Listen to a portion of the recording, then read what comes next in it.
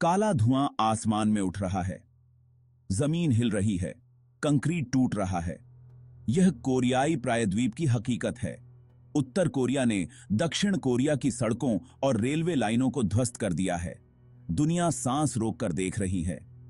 क्या यह एक और कोरियाई युद्ध की शुरुआत है? ये विस्फोट क्षेत्र के गहरे विभाजन का प्रतीक हैं। सर्वोच्च नेता की प्रभावशाली बहन किम यो जोंग ने एक खौफनाक चेतावनी जारी की। उत्तर कोरिया युद्ध के लिए तैयार है। सरकारी मीडिया पर प्रसारित उनके शब्दों ने अंतर्राष्ट्रीय समुदाय में हलचल मचा दी। यह सिर्फ बयानबाजी नहीं है, यह एक वादा है। उत्तर कोरिया लगातार अपनी सैन्य गतिविधियों को बढ़ा रहा है। मिसाइल परीक्षण, साइबर हमले। अब ये संदेश साफ है, किम जोंग उन ताकत दिखाने पर तुले हुए हैं, भले ही इसका मतलब पूरी तरह से संघर्ष का जोखिम उठाना हो।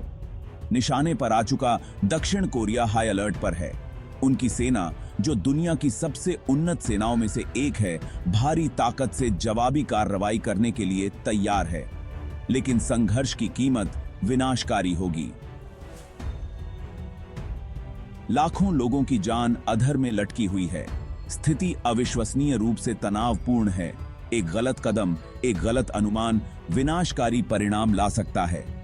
दुनिया अपनी सांसें थामे हुए है, एक कूटनीतिक समाधान की उम्मीद कर रही है, लेकिन सबसे बुरे के लिए तैयार है।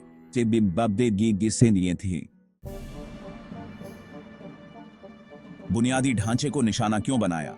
यह सिर्फ विनाश के बारे में नहीं है, यह एक संदेश भेजने के बारे में है। सड़कें और रेलवे दक्षिण कोरिया की अर्थव्यवस्था की धमनियां हैं।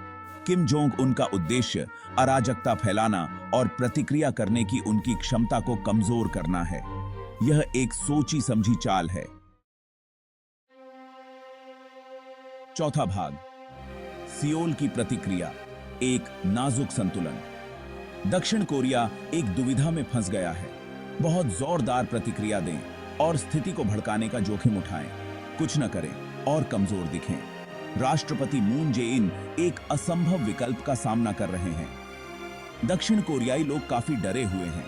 वे दशकों से उत्तर कोरियाई आक्रामकता के साये में जी रहे हैं।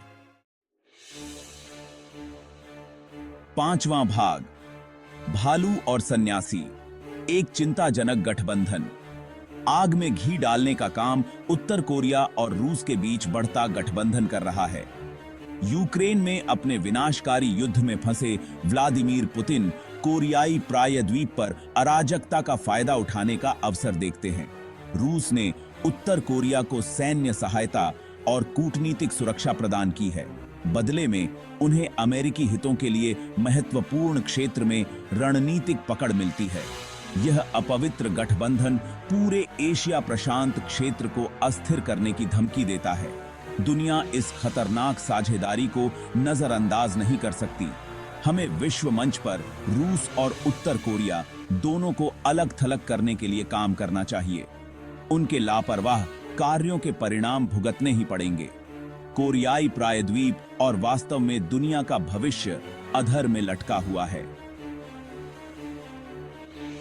इस संकट को नियंत्रण से बाहर होने से रोकने के लिए अंतर्राष्ट्रीय समुदाय को निर्णायक रूप से कार्य करना चाहिए। आत्मसंतुष्टि का समय अब समाप्त हो गया है। छठा भाग, दुनिया के लिए चेतावनी, युद्ध की छाया। कोरियाई प्रायद्वीप पर विस्फोट दुनिया के लिए एक चेतावनी है।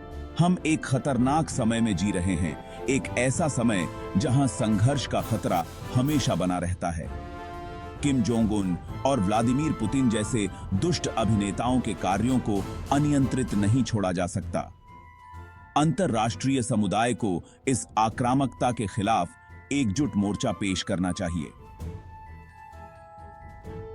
हमें अपने गठबंधनों को मजबूत करना चाहिए, अपने बचाव को मजबूत करना चाहिए और स्वतंत्रता और लोकतंत्र के मूल्यों के लिए खड़े होना चाहिए।